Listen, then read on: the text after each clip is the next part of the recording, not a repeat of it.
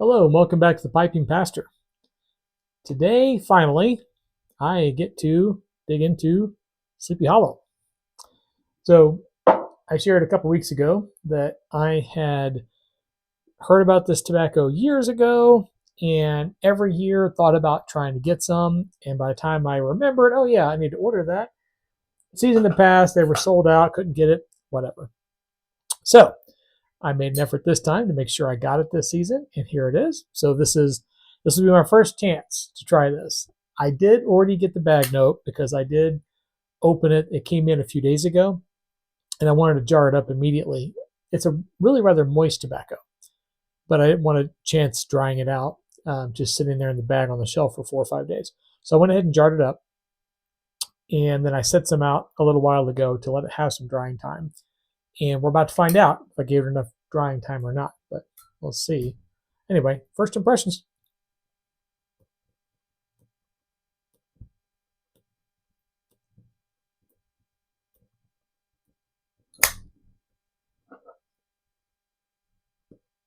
There's a false light. Already in the false light, I'm getting some sugar on the tongue. This blend is black Cavendish, gold Cavendish, Burley and Virginia with pumpkin spice toppings and vanilla, I believe.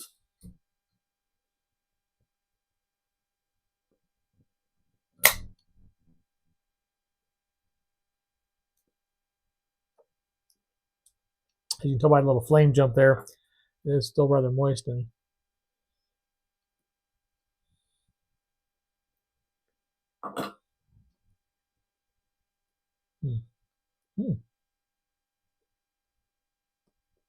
well, wow.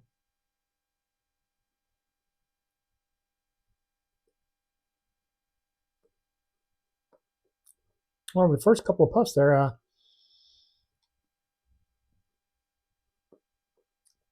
was getting a lot of vanilla, but now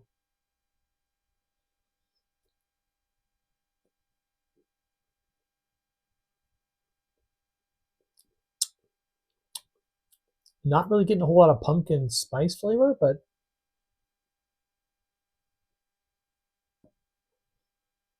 you know what this kind of reminds me of is a like a caramelized sugar and a marshmallow kind of flavor. It's really sweet, like a burnt sugar, like a creme brulee. There you go.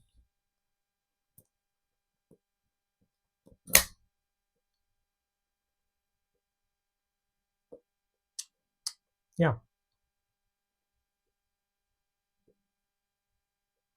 this is really good. This is very, very good.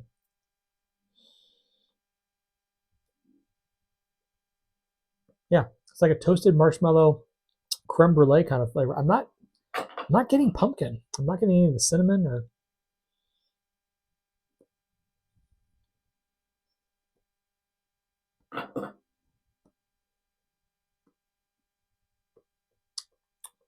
I'm smoking it obviously in the meerschaum specifically because I wanted to get just the real punchy first taste of this tobacco. And I reamed it and cleaned it really good too first. So this is almost like using like a clay pipe.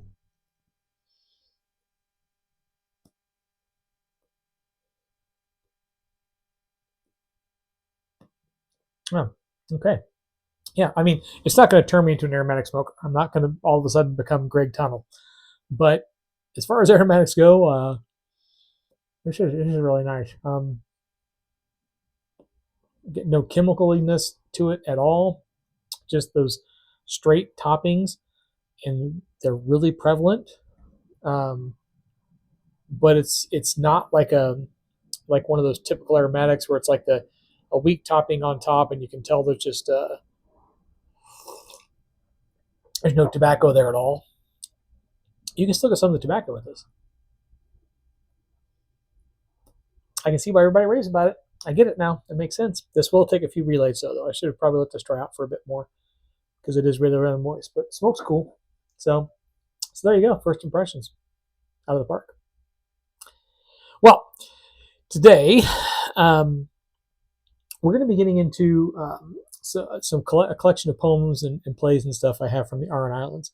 But just talking about what I'm reading recently, because I don't really get into that often enough, I don't think. I just finished The Neverending Story. I've been wanting to read that for a while. I saw, like many of us of a certain age, will have seen that movie as kids when the movie first came out with Falkor the Luck Dragon and Atreyu and everything.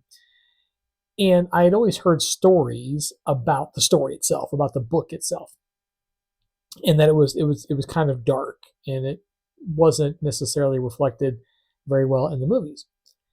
And they made a second movie, The Neverending Story 2, which sounds counterintuitive, which wasn't all that great. And they did a third one. I think it was a made-for-TV movie, but it had Jack Black in it. So you can look that one up if you want. I've never seen it. It got horrible reviews, and from what I can tell just by looking at stuff online, it's not worth your time unless you're just really into it. But so I was like, you know what? I'm going to finally read the book, actual book that this was based on. And it's written originally in German. And so the book I have is a translation. So it may be that it's the work of the translator, but it was not a very well written book. For something to be as popular as it was, I expected, I guess, something more. I wasn't looking for, Tolkien or, anything else, significant, right, in terms of writing. That's like next level stuff. But I was at least expecting a well written fantasy novel. And it just wasn't. It wasn't. I don't want to say it wasn't bad because I think it was bad. I mean, the idea I think was great. It was creative. The concept of it was kind of refreshing, right? Or it certainly would have been, when it was originally written. And even today, the idea of it is it's kind of neat. There's a lot of holes in it though. It really wasn't developed very well, and I understand what the author was trying to do with regard to starting little mini stories and not finishing them. The idea being that we would contribute to Fantasia through the creation of these stories on our own, yada yada yada, kind of creating that world within a world thing, right? The picture in picture, breaking the fourth wall, kind of a thing. But it wasn't done very well. And I gave the author a lot of credit, a lot of grace, I think. And through the whole thing, I kind of got the impression that there was more going on in this author's head than he could get onto the paper. And I think had he written it in maybe several volumes, maybe would have helped. I don't know. But in any case, got through it, finished it, but it just wasn't all that great. So the one I'm going to next is actually it's a collection of Anglo-Saxon poetry. So now this isn't just, poetry in terms of like, writing poems like the little short one we're going to look at today from the Aran Islands. This is I would say, collection of poetry, but we would term a lot of it as prose. It's got the Beowulf in here and various different. There's an account of Genesis written in prose and various different things regarding early Christianity in the Anglo-Saxon world, written from the perspective of Anglo-Saxon converts. So a lot of ancient Anglo-Saxon writings, and I'm really, really looking forward to getting into it. So if I have any comments to make on this one, I will share this with you. But first of all, I'm going to get a relight of this. Normally I don't do it, but I'm just really enjoying this. So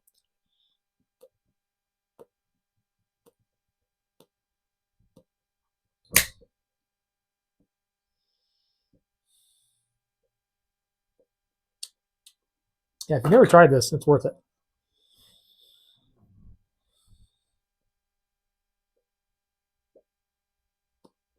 Even if you're not an aromatic person, because I'm not.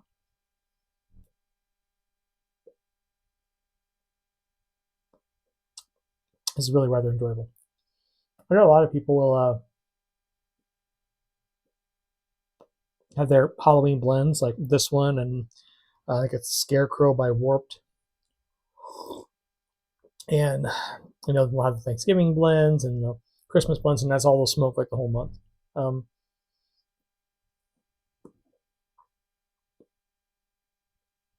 I'll be doing that. obviously, because we've got a week left in the month of October. But I like, sometimes I want this, that, or the other thing, so I don't follow the seasonal blend thing. But I think this one is going to be great over Christmas as well, especially when I get my Christmas cake done. So that video will be coming shortly because I got to get that started here in a couple weeks. So Christmas cake video year 3. So as I was saying, this is a collection of plays and poems from the Aran Islands. The Aran Islands is a collection of islands just off the coast of Ireland. And you have, it's seafaring folk, I guess you would say, fisher persons, people who fish for a living, and raise sheep, and it's kind of a rough and tumble area, like really rocky and not the most hospitable weather.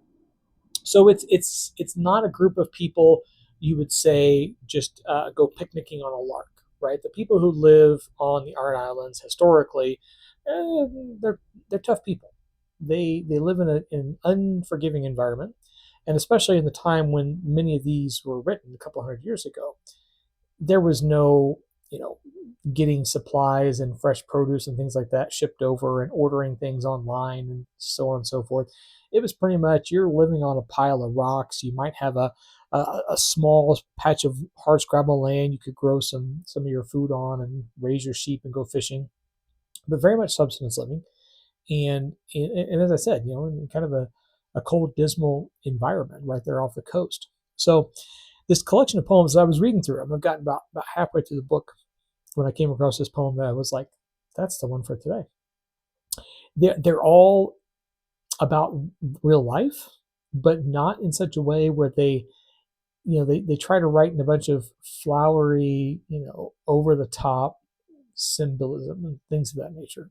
The poems are rather like what I imagine the people were back then, which is gruff, to the point. We don't have a lot of time for fanciness, so we still want to express ourselves. We're still expressing ourselves through poetry, but our poetry reflects our life. And I think this one here really speaks to that. It's called Epitaph. A silent sinner, night and days, no human heart to him drew nigh. Alone he wound his wonted ways, alone and little loved did die. An autumn death for him did choose, a season dank with mist and rain, and took him while the evening dews were settling o'er the fields again. So, real short poem, but it's basically about this guy who just basically lived alone, did his own thing, and died alone in a really sad, lonely circumstance. And it says little loved. So it means that there was some love there, there was some association there, but not much. And in the end, his death was dismal and gray and lonely. And it put me in mind of a verse from the Bible that oftentimes we think of, not incorrectly, but we interpret one way, and I think there's more than one way to look at it. That is, do not forsake the fellowship of believers. Oftentimes we look at that, especially as pastors, and say that means you got to go to church. You can't do church at home just in front of your TV, right? Especially after COVID and everybody went online. It was a big message that a lot of pastors, myself included, put out there, right? Do not forsake the fellowship of believers. We need to come together. And there are other verses in the Bible where 2 or 3 or more are gathered, there I will be also. Right? The reason we have those verses in the Bible is not because God likes groups of people better. It's not as if, if there's 20 of us together, God can hear better, as if God's some hard of hearing old person up in heaven, right? God knows what we need, and God knows what benefits us. God knows deeply what we need on a very, very ontological level. And that is the fellowship of believers. That is this relationship we have with other people. Humans are not meant to be alone. There is a reason that extended solitary confinement is considered torture. It is. It's defined that way. Look it up. Because humans are not meant to be by themselves. There is times, yes, when we desire solitude, not loneliness, when we desire solitude. But that's not our natural condition. That's not how we're built to be. Whether you look at it theologically or just anthropologically, right? We are social creatures. So when we turn our back on that, when we try to say, well, I'm an introvert, or I prefer my own company, or other people have hurt me, or what are other people going to do for me? Right? Those are all thoughts that are whispered into our ears from the enemy because they push us into being alone. I've had the sad occasion to counsel several people with suicidal ideation, people who have attempted suicide, and the family members of people who have completed suicide. And in almost every case, I would say every case, but I'm not going to scroll through my Rolodex of every person I've counseled in that way, but I can't think of any off the top of my head where they were surrounded with a group of people before they attempted.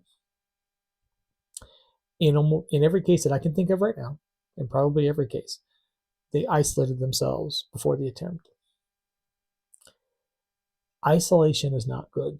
Isolation doesn't lead to good things. Occasional solitude is great. Time to reflect. I mean, I love my time in the library here on my own, but I know I can't live here. That's not where I'm meant to be. We're meant to be with others, so we don't end up sad and alone and a death in autumn under sad wind rains. Well, speaking of being together, this is already going really long, so I'm going to make this short. In the coming weeks, I'm going to be doing a special video with my best mate over in the UK. He is a pastor of a church up in the northern part of Scotland, and he and I have talked about this for a long time, of doing a podcast together of something, or a video or something together. So in the coming weeks, he and I are going to get together at some point in November and record a video with he and I. So, I mean, I'm not trying to steal the across the table thing from Ethan. This is just going to be a couple of friends and pastors, talking about stuff going on that we see going on in the world and in our spiritual lives and so forth. So I will put another notice up when we get closer to that, and I hope you all enjoy it. So that is it for me. I am going to relight my really tasty tobacco here and enjoy the rest of my solitude. So I hope you have a lovely week. As always, happy reading.